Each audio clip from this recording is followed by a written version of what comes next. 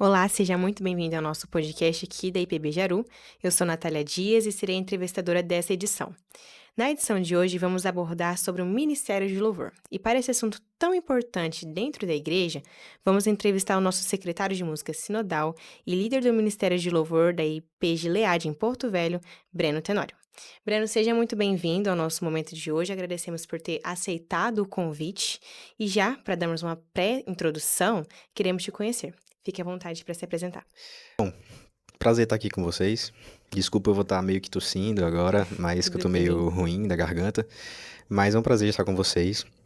Eu me chamo Breno, eu estou como secretário sinodal de música da IPB, abrangendo todo o estado de Rondônia, e eu acho que também pega ali o Maitá um pouco mais. É, e eu sou casado, tenho 32 anos, sou casado com a Viviane Martins, médica, pediatra, lá de Porto Velho, e estou como líder de louvor da IP Gilead há mais ou menos uns 6 anos, e Hum, tem sido um prazer caminhar lá. Sou servidor público aqui no tribunal do nosso estado, e estou nessa caminhada no Ministério de Louvor há 15 anos, mas como líder, 6 anos, e como secretário sinodal há mais ou menos um ano, por aí. sim. Bom, para darmos início, vamos começar a falar sobre serviço do reino. Eu dividi o nosso podcast em 6 tópicos e, para começarmos, vamos falar sobre o serviço do reino. Bom, o músico ou vocalista é um servo que ajuda a congregação a exercer o seu próprio sacerdócio. No reino, louvor, servir significa desaparecer para que Cristo apareça, conforme João 3,30. E eu lembro de uma das palestras que você já deu aqui na igreja, no qual você diz que quem serve no louvor está pregando, cantando. O louvor é a palavra cantada. Eu queria que você falasse um pouco nesse sentido, o papel do membro do ministério de louvor no serviço do reino. Bom, o papel do ministério é simplesmente ser um grupo de pessoas que facilita o canto da igreja. Calvino fala que quando a gente canta salmos, por exemplo, a gente é como se o próprio Deus cantasse através de nós. Sim. E isso é muito legal. E como que a gente, enquanto Ministério de Louvor, a gente ajuda a igreja a fazer com que o próprio Deus cante através delas, né? Então, eu acho que o papel do Ministério de Louvor, quando ele serve, o que é servir de forma eficaz uma igreja? É quando o ministério consegue trazer louvores acessíveis que façam a igreja cantar a plenos pulmões, né? Então, se o Ministério de Louvor consegue levar a igreja a um lugar de profundo louvor, de profunda expressão corporal, no sentido de expressar as emoções diante de um Deus grandioso, majestoso, se o Ministério de Louvor consegue levar a igreja para esse lugar de cantar a plenos pulmões, e isso aí tem todo um trabalho de Ministério de Louvor, de acessibilidade no canto e etc., eu acho que ele cumpre o seu papel de ser um instrumento para facilitar o canto da igreja. Sim. Nosso segundo tópico vai falar sobre instrumentos e vocal. Quais os critérios básicos para entrar no ministério de louvor, além de ter um dom? Bom, eu acho que lá na igreja, cada igreja tem a sua metodologia, Sim. digamos, de inserção de membros de Ministério de Louvor, né? Lá na igreja, a gente instituiu alguns tópicos para a gente entrar, por exemplo. A primeira coisa que a pessoa precisa ser para entrar no Ministério de Louvor é ela ser membro da igreja. Então, não tem como ser membro de Ministério de Louvor se ela não for membro da igreja. Por quê? Porque antes de você servir a igreja, você precisa ser igreja. Sim. Então, você precisa servir a igreja precisa. Mas antes você precisa ser igreja. Não tem como você ministrar para as pessoas que você não conhece, você não convive. Se você não convive, você não conhece, você não sabe o que ministrar. Verdade. Então você precisa primeiro ser membro da igreja. O segundo ponto é ter a aptidão técnica. Então lá na igreja a gente faz audição para as pessoas entrarem. Então as pessoas, eu quero entrar, vou falar com o pastor deixa entrar. Beleza, pode funcionar outras igrejas, tudo mais, mas não é só lá na igreja que é diferente. Lá na igreja a gente tem uma audição. Então um corpo técnico do Ministério de Louvor faz uma audição com aquela pessoa e a gente define. O que é que a gente faz naquela audição, por exemplo? A gente vê se ela toca no tempo, a gente tem um acessório que a gente utiliza que se chama metrônomo, que ele conta o tempo da música paulatinamente, assim, né? Num clique, que vai, tipo assim, né? Sim. E aí a gente coloca ele pra tocar e vê se a pessoa canta no tempo. Ou canta ou toca no tempo. E segunda coisa é ver se ela executa bem aquilo que foi passado para ela fazer, né? Então a gente tem esse ser membro, essa parte técnica, a gente vê se ele está apto espiritualmente falando, se ele não está em pecado, né? Claro que isso é mais um ponto de reflexão da própria pessoa e não a gente, né, que fazer essa avaliação. Exatamente. E a gente tem algumas funções do Ministério de Louvor que a pessoa precisa acolher. Se ela acolher essas funções, essas tarefas, ela está dentro do ministério. É basicamente isso. Entendi. Essa pergunta é legal. Existe algum instrumento que não cabe na liturgia da nossa igreja? Ou depende tudo de um contexto e reverência? Bom, eu acho que tem alguns instrumentos que são mais difíceis de serem entendidos como congregacionais, digamos. Sim. Eu concordo com isso. Mas eu quero muito ser equilibrado. Porque antigamente, alguns instrumentos que a gente achava meio polêmico, hoje em dia são muito bem aceitos, né? No contexto de banda, por exemplo, antigamente a bateria era demonizada. Exato. E depois a bateria foi feita e é hoje um dos principais instrumentos de um ministério de louvor. Sim. Então, aí, por exemplo, vamos dizer que o cavaquinho não seja congregacional. Talvez não seja hoje, mas talvez daqui a 50 anos pode ser. Então, eu acredito que o contexto da igreja local é a principal chave para saber se é congregacional ou não.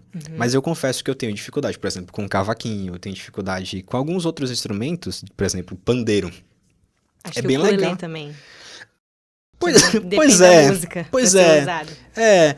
Pode ser, pode não ser, mas eu prefiro que a igreja local faça essa avaliação e não, sei lá, uma igreja dos Estados Unidos diz que o cavaquinho não é congregacional e a gente, por uma igreja dos Estados Unidos falar, a gente entender como não congregacional. Eu prefiro ter esse ponto de equilíbrio, assim, no contexto da igreja mesmo. Certo. Breno, todo instrumentista tem a consciência de que é preciso sempre buscar o aperfeiçoamento do seu instrumento e até mesmo no vocal da sua voz.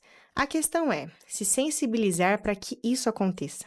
Tem alguma dica para dar sobre como buscar esse aperfeiçoamento? Bom, na internet tem um monte de ferramentas que te fazem crescer tecnicamente, né? Hoje em dia só não cresce quem não quer. Então, se a pessoa não cresce, a pergunta é, será que ela está disposta a estar no Ministério de Louvor? Porque se a pessoa não estiver disposta a melhorar no instrumental ou no vocal, na verdade, não é que ela não se importa com a música ou com a voz ou com o seu instrumento.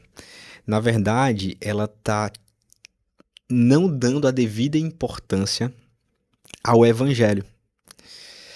Por que eu quero dizer isso? Porque quanto mais a gente se importa com a mensagem do evangelho, mais a gente quer transmiti-la de uma forma bonita, de uma forma bela, de uma forma acessível, de uma forma a facilitar a compreensão.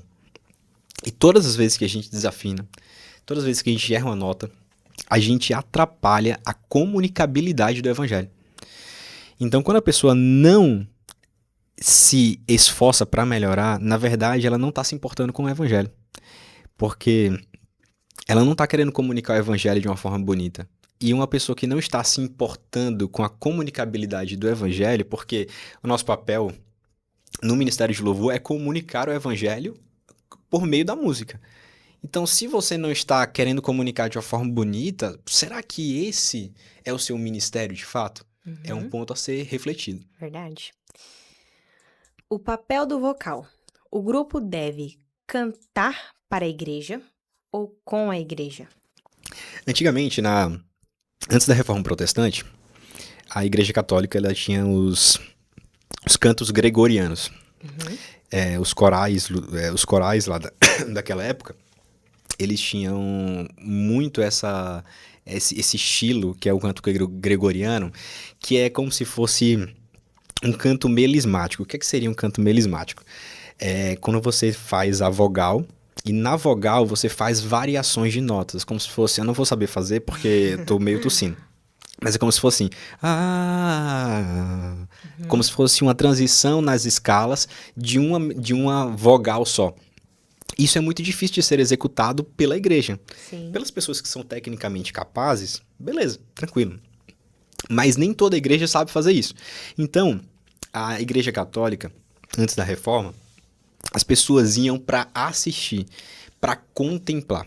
Depois que a Reforma Protestante veio, a Reforma Protestante falou, caramba, mas o culto, ele não é apenas contemplativo, mas ele também deve ser participativo.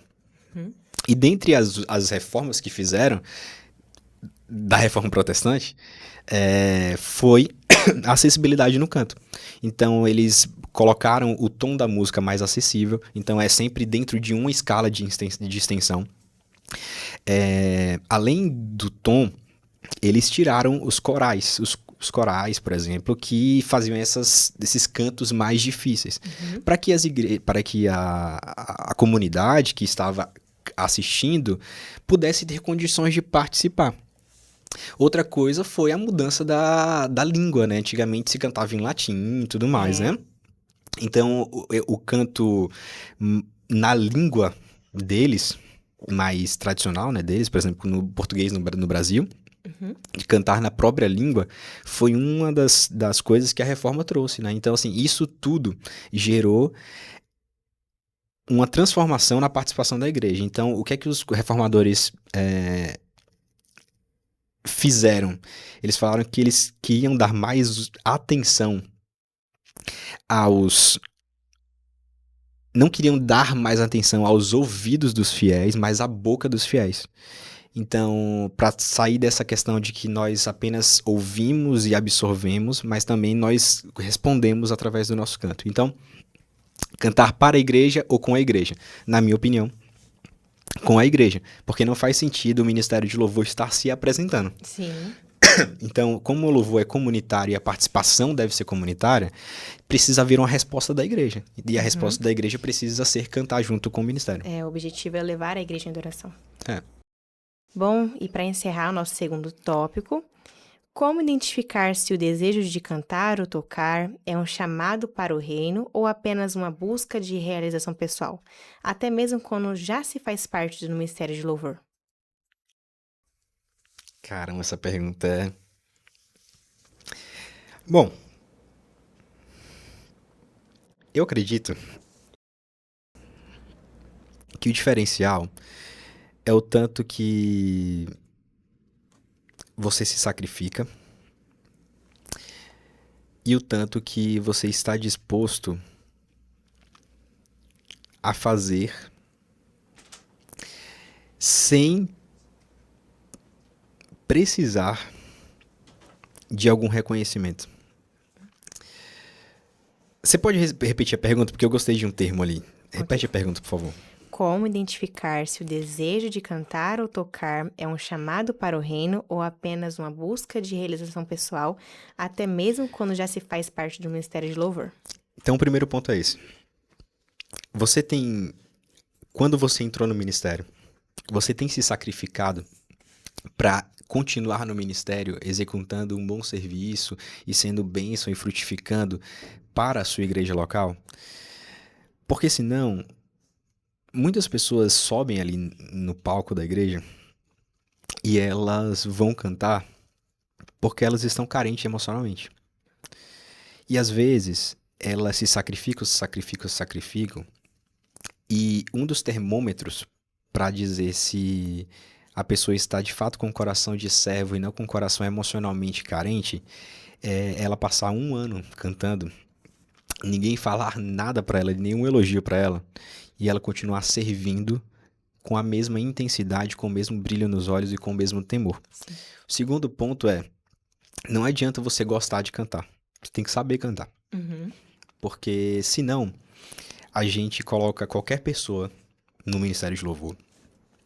E quando você coloca qualquer pessoa no Ministério de Louvor que não tenha a técnica necessária para conduzir a igreja em louvor, no período de músicas, aquela pessoa está atrapalhando o canto congregacional. E se a pessoa está atrapalhando o canto congregacional, não faz sentido ela estar lá na frente, conduzindo a igreja no canto congregacional. Uhum.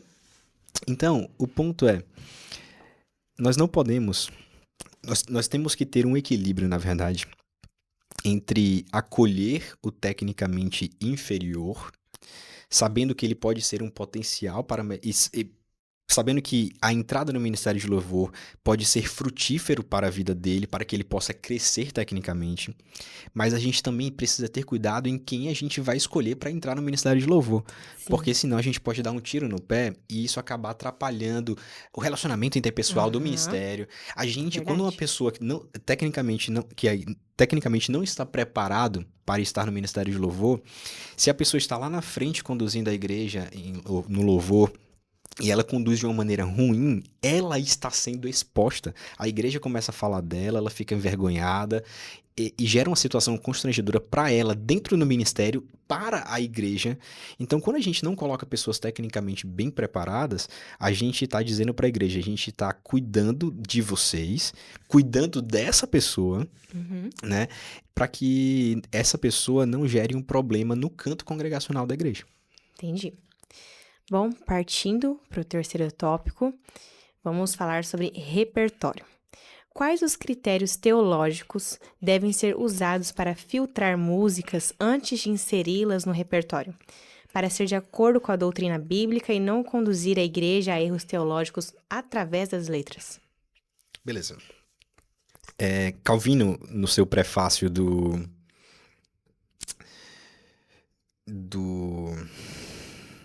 seu livro, ai caramba, esqueci o nome no prefácio do seu livro, do Saltério de Genebra, desculpe, do Saltério de Genebra, ele fala que a música, ela é muito perigosa, porque erros teológicos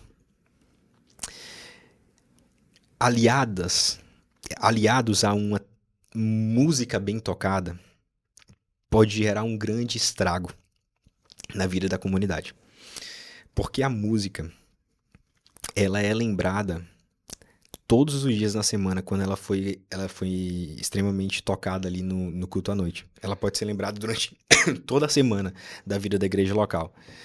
Se você canta músicas teologicamente erradas, você está discipulando sua igreja de uma maneira que você não tem noção do poder que a música tem. Às vezes a gente não tem muita noção do poder da música, né?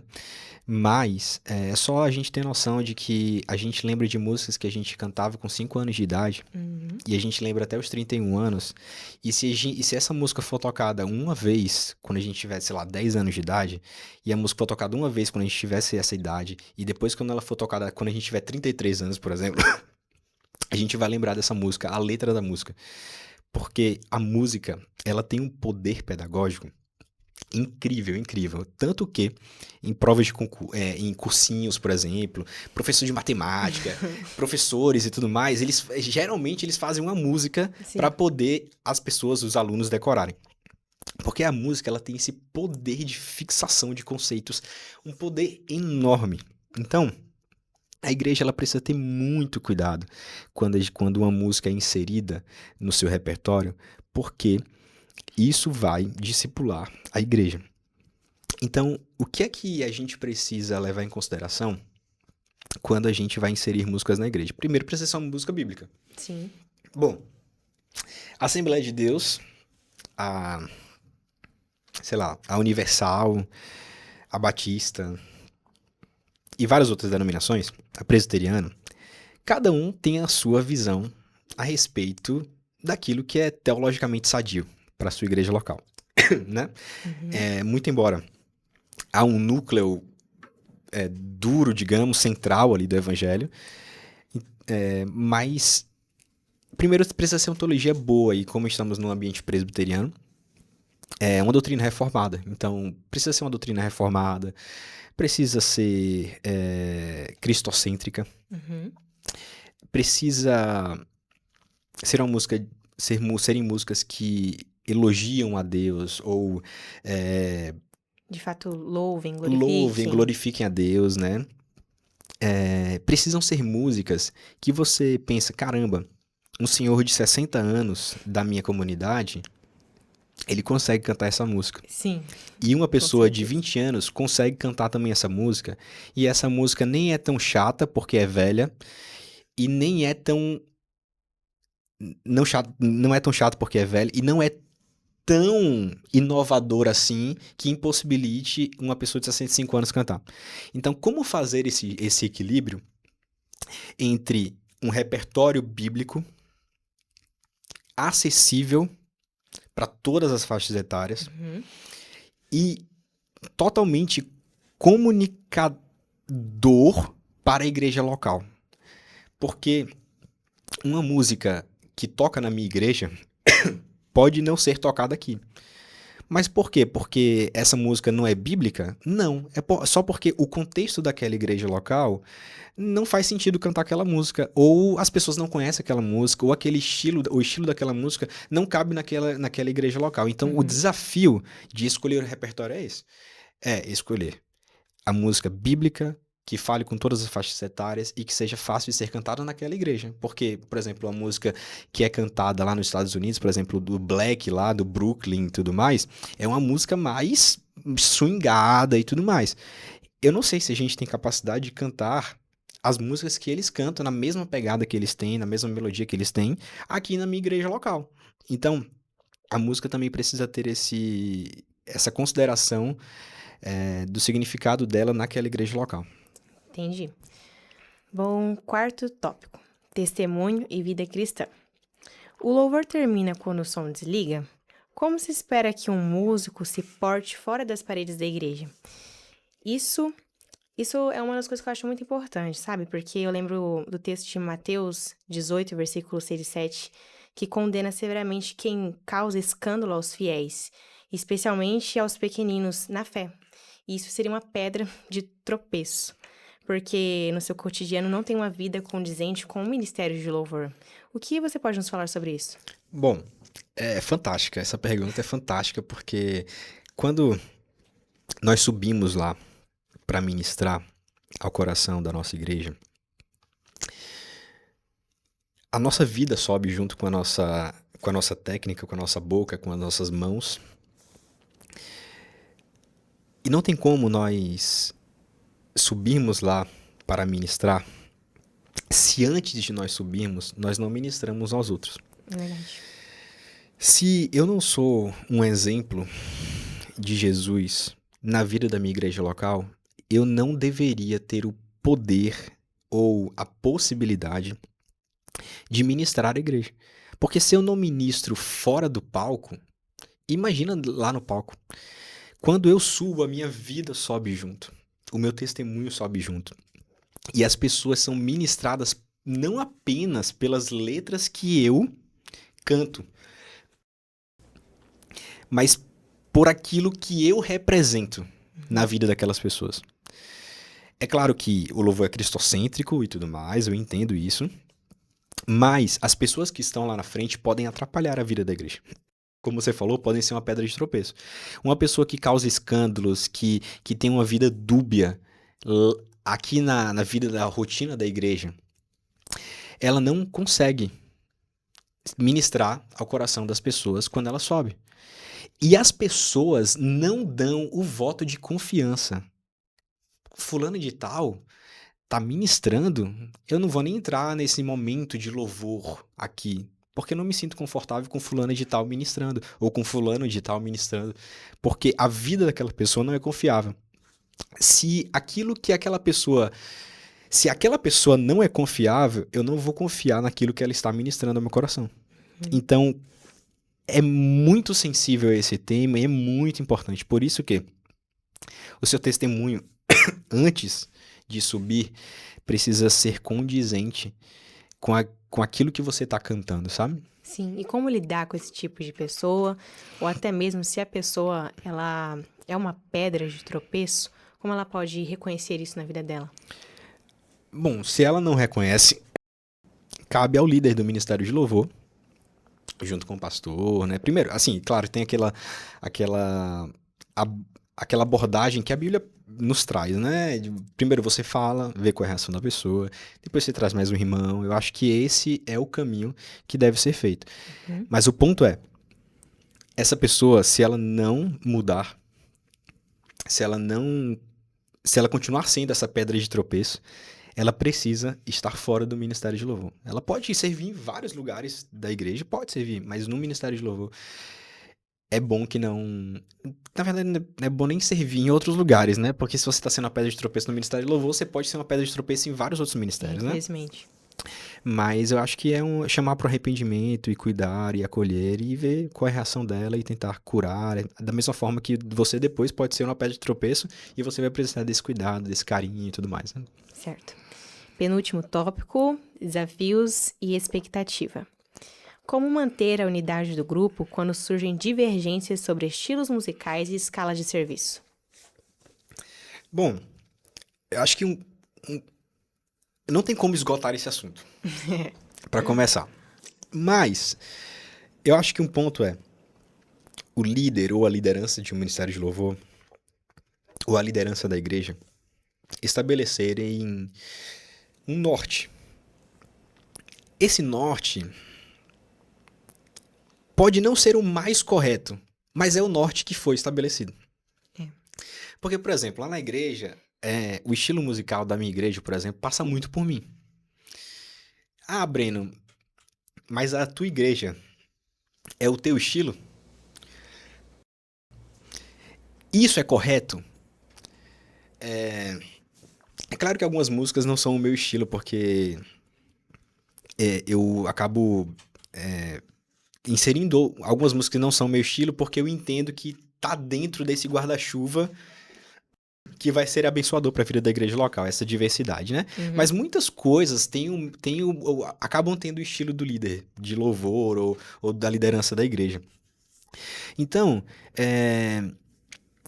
eu acredito que o estilo musical ele precisa ser bem trabalhado pela liderança. E eu acho que a liderança precisa estabelecer esse norte e o povo precisa seguir. E problemas nas escalas e tudo mais, isso tudo vai acontecer. Essas divisões, tudo que envolve ser humano é um potencial de divisor muito grande em qualquer coisa que a gente for fazer na vida, inclusive o Ministério de Louvor. Então eu acredito que as pessoas, hoje em dia, as pessoas elas são assim, então é o que eu acho é a verdade. Sendo que o problema é que o nosso Ministério de Louvor tem 30 pessoas. Se o que todo mundo acha é uma verdade, a gente não vai para lugar nenhum, porque a gente não tem um norte. Então precisa ter esse norte. Então eu acredito que um primeiro momento é confiar na liderança, de que ela está definindo o norte, de que ela está definindo que esse estilo de musical é o melhor. E de tempos em tempos precisa ver essa reavaliação. Se isso está fazendo sentido. Se a igreja está cantando, a gente adotou esse estilo. Mas se a igreja está cantando, precisa ter essa análise, né? Essa autoanálise, sabe? De que aquilo que a gente faz, porque o que importa no final das contas não é o que eu gosto de estilo musical, o que eu quero para o Ministério de Louvor. A questão é, isso está fazendo sentido para a igreja? A igreja está cantando junto? A igreja está se entregando mais nesse momento de adoração? Então, essa é a reflexão que você tem que fazer. Entendi. E já falando um pouco sobre líder, o que a igreja espera de um líder de louvor hoje? E o que o líder deve esperar da igreja em termos de apoio e estrutura? Bom, o que a igreja espera de um líder? Que ele seja crente, submisso ao Senhor, íntimo de Deus, um cara que tem uma boa reputação, um cara que de vez em quando possa até fazer uma brincadeira ou outra, mas a vida dele não é uma brincadeira. A sua fala precisa ser uma fala mais sábia, mais cuidadosa, porque tudo que ele fala tem um peso. Sim. Todo líder tem um peso em um determinado tipo de grupo. Então, precisa ser sábio nas suas palavras, precisa ser sensível. E isso é um dos pontos que a minha esposa, maravilhosa, tem me ensinado. Porque ela é muito sensível. E isso tem me feito uma pessoa mais sensível. Eu sou muito direto. Por exemplo, eu estou lá cantando e o Cadu fala pra mim: Breno, você desafinou. Beleza, tranquilo. Eu vou lá e tento desafinar. Porque não interessa a forma como ele falou. Beleza, ele falou, eu sou muito direto. Tá desafinado? Beleza, então vou afinar a minha voz. Beleza, sendo que algumas pessoas não são tão tranquilas ou de boas e tudo mais assim, né? Então, como eu sou esse cara que, por exemplo, você pode falar pra mim, Breno, cara, você atrasou. Beleza, mano, desculpa. Tranquilo. Isso vai passar e pronto, acabou-se. E eu não vou ficar com raiva de você, tal. Mas nem todas as pessoas são tranquilas e tudo mais. Então, essa sensibilidade de você falar com fulano de tal de certa forma, porque fulano de tal é assim, assim, assado. Eu não tô dizendo que eu sou melhor que fulano de tal. Só são pessoas diferentes. Somos pessoas diferentes, né? Então, eu acho que a sensibilidade do líder é uma coisa que minha esposa tem tentado me ensinar. E eu tenho tentado aprender, né? Porque eu acho que a sensibilidade é muito importante, assim, na vida do líder. E o que é que o líder espera de estrutura da igreja? Bom, os melhores equipamentos, não, tô brincando. Mas o que é que o líder espera da liderança? Eu acho que apoio. Sim. Eu acho que Oração também? oração, apoio e oração. E quando eu digo apoio, é apoio emocional, apoio financeiro, que é uma das coisas que a gente mais precisa. Né? E apoio na questão de espiritual, né? Mas mais na questão de tentar discernir as pessoas, as músicas, se isso está fazendo sentido para a igreja, porque o pastor tem uma visão mais geral da igreja do que a gente. Então a gente precisa ter esse olhar mais global para a gente poder talvez ter uma interpretação melhor da igreja daquilo que se aplica melhor para a igreja, né? E uma coisa que eu acho que falta, que acho que o líder também precisa ter, é visão. Porque não adianta você só perceber que o ministério de louvor se resume só às escalas. Então o líder precisa saber, caramba, eu quero chegar daqui a 5 anos nesse local. Eu quero chegar daqui a 2 anos nesse local. Daqui a 2 anos eu quero chegar nesse nível. Daqui a 3 anos eu quero ter esses equipamentos. E como que eu vou mobilizar pessoas, liderança e tudo que é preciso para poder chegar nesse objetivo? Quais são as áreas do ministério de louvor que eu quero construir em 5 anos? Quais eu quero solidificar, quais eu quero desmanchar, ter essa visão do todo, né? Então, acho que o líder precisa ter uma visão de longo prazo e uma visão mais abrangente também. Isso o líder precisa ter. Entendi. E última pergunta do nosso penúltimo tópico. O cansaço no ministério. Como evitar o ativismo e garantir que o músico também seja alimentado pela palavra? Bom, eu acredito que a gente precisa... Eu tenho falado um pouco isso, e isso é um pouco difícil de acontecer, porque as igrejas necessitam muito de trabalhadores. Sim. Mas eu acredito que quando nós participamos, por exemplo, de um ministério só, a gente consegue entrar de cabeça no ministério. Quando a gente tem 3, 4 ministérios que a gente faz parte, é muito difícil a gente fazer um trabalho muito bem feito, porque a gente tem nossa vida de trabalho, a gente tem nossa faculdade, a gente tem nossa família, a gente tem o nosso lazer, a gente tem o nosso descanso, a gente tem muitas coisas para fazer, a gente tem que estudar para concurso público, e tem que estudar, sei lá, 8 horas por dia, 4 horas por dia, enfim. A gente tem muita coisa. Imagina você ter que fazer esse monte de coisa e ainda assim participar de 3, 4 ministérios. Então eu acredito que a luta pelo ativismo, ela é muito real e precisa ser combatida. E eu acho que um dos pontos é criar essa conscientização nos membros de que talvez eles não precisam participar de 3, 4 ministérios. Se eles fizerem um ministério bem feito, o Ministério de Louvor, por exemplo, se você fizer um Ministério de Louvor muito bem feito, você não consegue participar muito bem de outro ministério, porque dá muito trabalho. Então, eu acredito que participar de um ministério é uma luta contra o ativismo, mas eu compreendo a realidade das igrejas locais, que poucas pessoas, elas trabalham. Então acaba sobrando um monte de tarefas para 10% da igreja, 20% da igreja, porque as outras pessoas estão sentadas nos bancos. Então eu compreendo a necessidade da igreja local. Não quero ser leviano em não acentuar essa realidade, mas eu acredito que pode ser uma busca, à medida que a igreja vai crescendo, eu acho que pode ser uma busca dos membros e incentivado pela liderança de as pessoas ficarem só em um ministério. O segundo ponto é, as pessoas só estão cansadas porque elas fazem muitas coisas. É verdade. Né? Então, se você faz só uma coisa, é muito bom para você, é muito bom para a igreja. E quando você faz uma coisa muito boa, a igreja é mais abençoada.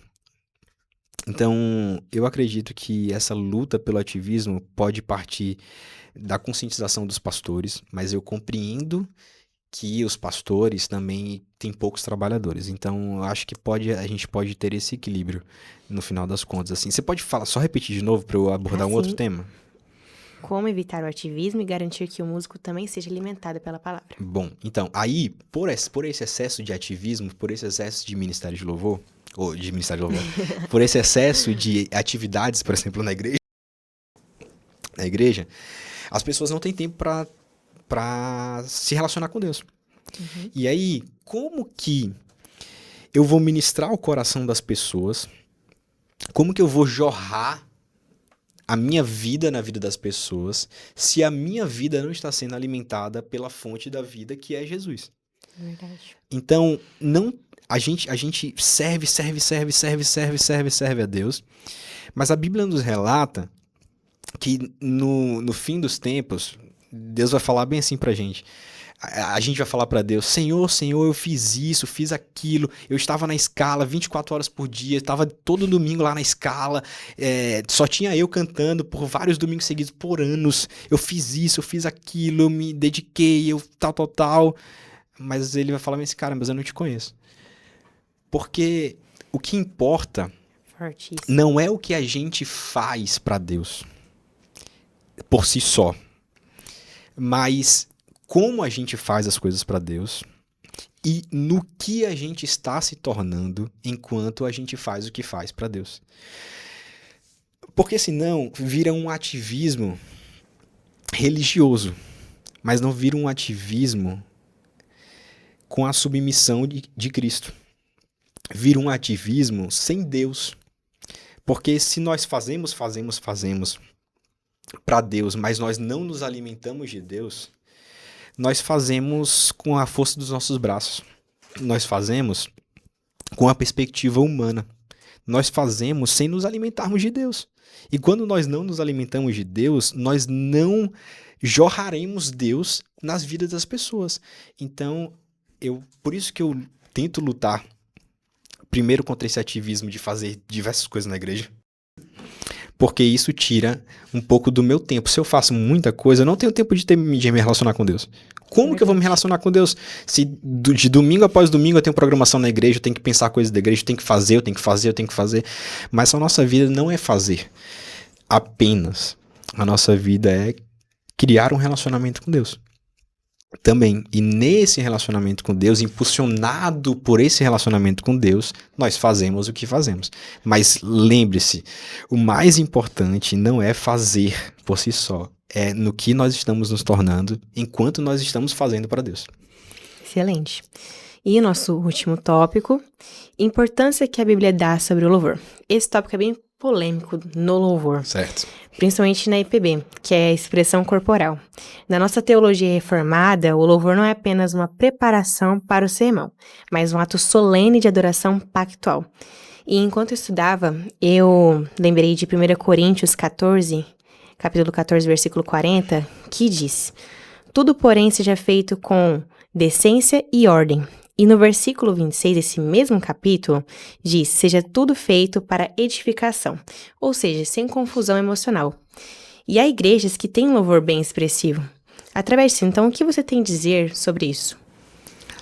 Bom, às vezes a gente tem a impressão, a gente pode passar a impressão de que o momento de louvor, ele é apenas uma preparação para a pregação.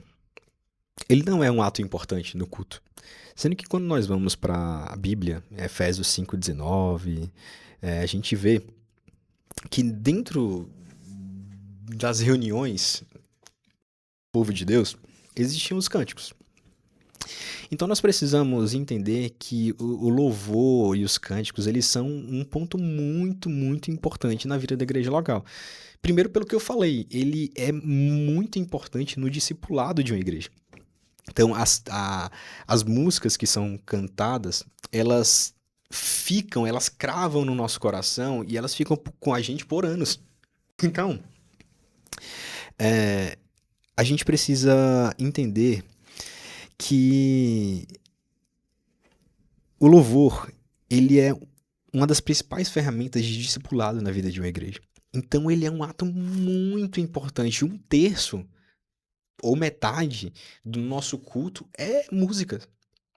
Então, se metade de um culto é música, ou 1/3 do culto é música, a gente precisa dar muita ênfase nisso. E por isso que nós precisamos ter músicas teologicamente saudáveis, né?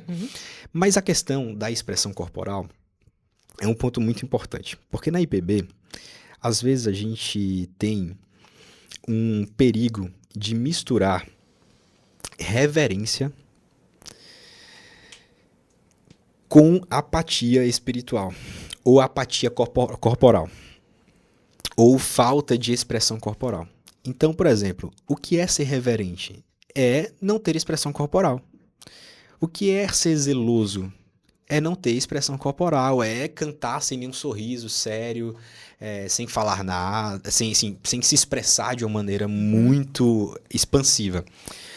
Mas, quando nós estudamos o que Calvino fala pra gente sobre o fervor que nós precisamos praticar enquanto nós estamos cantando, nós vemos que é um pouco diferente daquilo que nós vemos na prática hoje na IPB.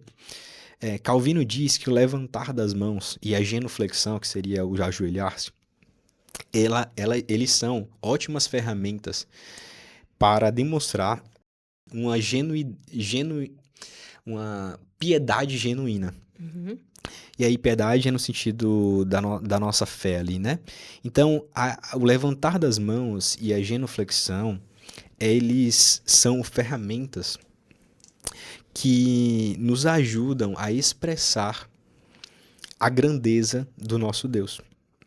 Quando nós levantamos as mãos, por exemplo, nós estamos dizendo a Deus, cara, Deus, eu estou rendido a Ti, né? Por isso que eu estou levantando as minhas, eu tiro as minhas defesas, eu me abro ao Senhor, né? É um ato de rendição ali. E Calvino, ele fala muito sobre essa questão da expressão corporal, dizendo que quando a gente canta sem fervor no coração, não faz sentido. Sendo que o grande ponto é, o que seria o fervor no coração? Então, fervor no coração eu posso, sei lá, rodopiar. O que é fervor no coração? A questão é que a gente precisa pensar que como a gente precisa fazer as coisas no culto com decência e ordem, o que seria demonstrar o fervor do nosso coração com decência e ordem? O que seria cantar com fervor no coração à medida da... O que envolve o meu corpo nesse fervor no coração? O que é que o meu corpo tem a ver com o fervor do meu coração? Quando Calvino nos diz sobre isso, ele traz que a expressão corporal ele nos auxilia na demonstração dos nossos afetos. Sendo que a gente precisa entender que os nossos afetos têm um limite, né? E senão a gente vai fazer tudo o que a gente acha, o que a gente sente. Então, qual que é o limite da demonstração dos nossos afetos? Eu creio que na presbiteriana nós somos muito recatados ainda. Eu acredito que a gente tem confundido um pouco essa reverência com essa apatia corporal, essa inamovibilidade do nosso corpo aqui, assim. Parece que, por exemplo, aquela música Rendido Estou do Fernandinho, ô, eis-me aqui, rendido estou. Quando a gente canta rendido estou, quando a gente canta de uma maneira mais apática, não me parece que a gente está comunicando que a gente está se rendendo ao Senhor. Parece que a gente não está rendido, sabe? Parece que não há uma coerência, ou uma... Não é coerência que eu falo, mas uma harmonia entre o que a gente está cantando e o que a gente está expressando corporalmente, né? Então, eu acredito que essa visão mais sem expressão corporal, ela foi uma visão que foi se consolidando na vida da igreja presbiteriana, e que vamos falar na igreja presbiteriana, né, porque as outras igrejas eu não tenho muita noção, mas a igreja presbiteriana a gente foi trazendo isso como um padrão de demonstração da nossa adoração a Deus naquele momento. Sendo que, como eu mostrei, Calvino ele não entendia dessa forma. Em algum momento depois da reforma, a gente foi levado para esse estado onde demonstrar reverência e zelo ao Senhor é não fazer nada, ou é não bater palma, ou é ficar apenas cantando, mexendo a boca, sem mexer o corpo e tudo mais. Então eu creio que Calvino nos orientaria a voltar a cantar com fervor no coração. E cantar com fervor no coração é cantar, e parece, por exemplo, imagina um torcedor do Flamengo. Final da Libertadores, 45 minutos do segundo tempo, 1-1, o Flamengo faz um gol. Eu duvido um torcedor que o Flamengo fez um gol e ele falar, eita, gol do Flamengo. Ou eita, gol do Flamengo. Não, ele vai... A emoção que ele sente é tamanha que ele não consegue guardar essa emoção apenas nele mesmo. Ele precisa expressar de alguma forma. Então eu acredito também que a falta de expressão corporal na nossa igreja pode ser, também não, mas pode ser também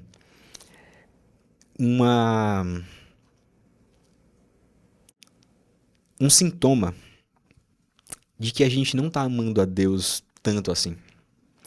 Um sintoma de uma frieza espiritual nossa. Porque se o objeto da nossa adoração, ou a pessoa, no nosso caso, a pessoa da adoração, mexer muito com a gente, for muito importante, for o Senhor das nossas vidas, e ter todo esse impacto nas nossas vidas, eu acho que é muito difícil a gente expressar a majestade de Deus de uma forma não fervorosa. Então eu acredito que pode ser também uma perda dessa herança cultural que Calvino nos trouxe, de cantar com fervor no coração, mas eu posso também dizer que pode ser uma das causas essa questão da frieza espiritual que assola. E aí assola por quê? Porque as pessoas trabalham tanto, buscam tanto dinheiro, mais dinheiro, mais dinheiro, mais dinheiro, e acabam não se encontrando mais com Deus, não se relacionando mais com Deus.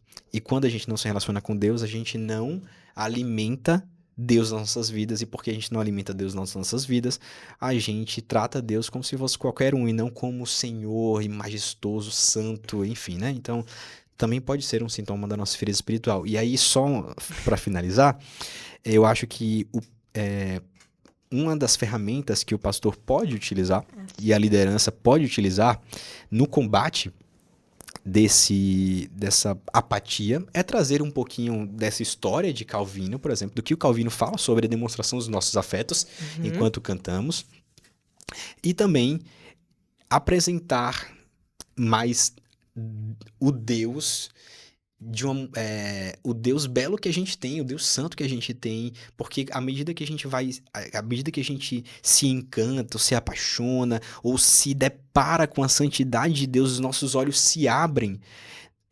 Não tem como a gente cantar de uma maneira muito contida, assim, sabe? Então, apresentar a Deus e as suas características, a santidade de Deus, eu acho que é um papel que o pastor pode ter para poder as pessoas, caramba, é esse Deus mesmo, grandioso, maravilhoso, majestoso. Meu Deus, eu preciso demonstrar isso, né? Então, isso pode ser uma ferramenta legal. Eu acho também que isso não é um problema somente quando você tá ali na frente cantando ou tocando, mas também quando você tá no banco mesmo, né? Você tá cantando ali, vendo o data show, mas e a expressão, né? Igual você falou, a demonstração que realmente eu amo a Deus, que eu estou ali para louvar a Deus, né? Tem esse ponto também, né? Porque às vezes é um problema do Ministério de Louvor, que às vezes não querem expressar corporalmente, porque tem medo do que vão falar, Sim, ou julgamentos. julgamentos e tudo mais, né? Mas também tem a igreja também precisa, caramba, diante desse Deus maravilhoso, Sim. eu não consigo cantar apenas assim, rude cruz, não tem como, é- aquece muito o meu coração para eu cantar de uma maneira tranquila, entendeu? Entendi. Bom, Breno, para a gente fechar o nosso tópico de hoje, nossa edição, pode compartilhar um testemunho de como o serviço no Ministério de Música transforma a sua vida e o que Deus tem para você? Bom, um testemunho bastante legal, assim, que eu tenho, eu sempre falo esse exemplo, que é um exemplo de uma pessoa lá do Ministério de Louvor, que que em um determinado momento da música, ela dava uma desafinada na música. E aconteceu uma vez, aconteceu duas vezes, aconteceu três vezes. E aí eu cheguei pra ela e falei bem assim, ó, fulana, eu tenho sentido que você nessa parte, e exatamente na mesma parte, você dá uma embargada na voz. E eu queria saber o porquê disso. Você tá bem? Você treinou a música direitinho? Você tá com dificuldade nessa parte e tal? Aí ela falou, não, eu tô de boa, eu ensaiei a música e tudo mais.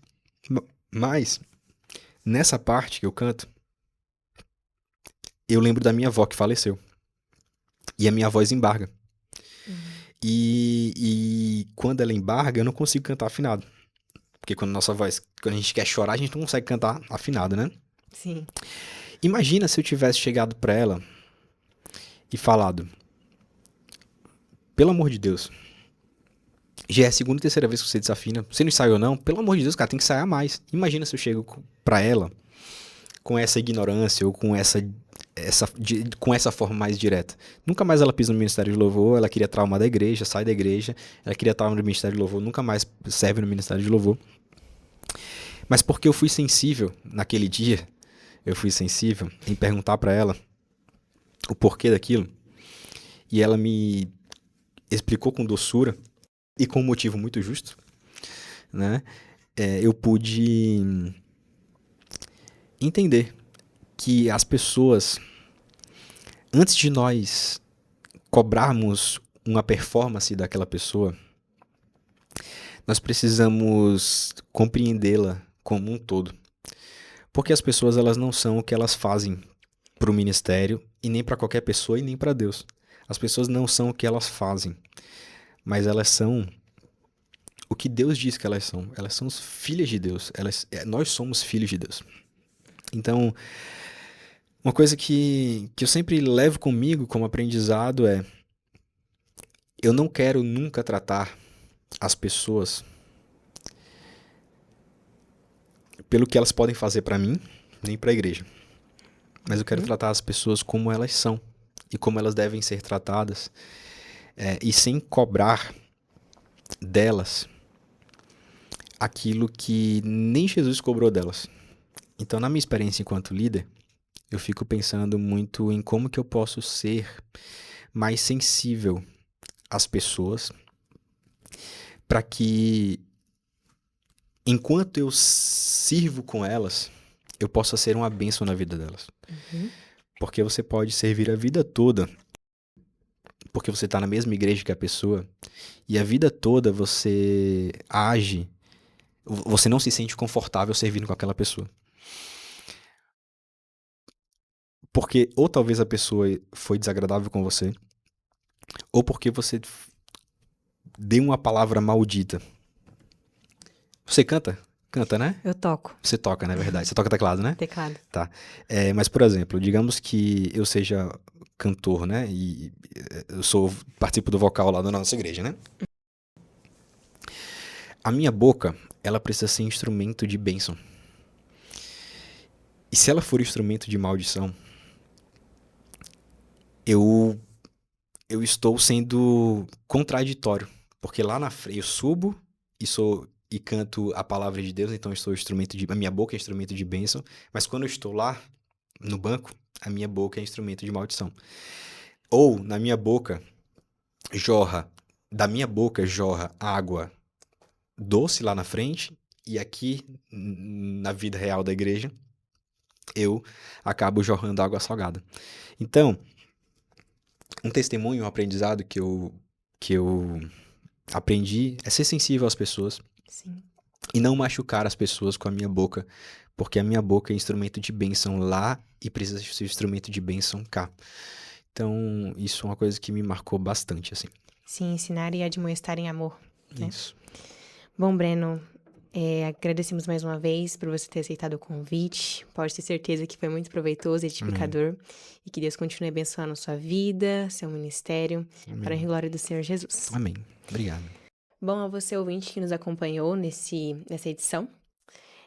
Obrigada por ouvir, que Deus abençoe ricamente a sua vida. E acompanhe nossas redes sociais para mais momentos como esse. Até breve!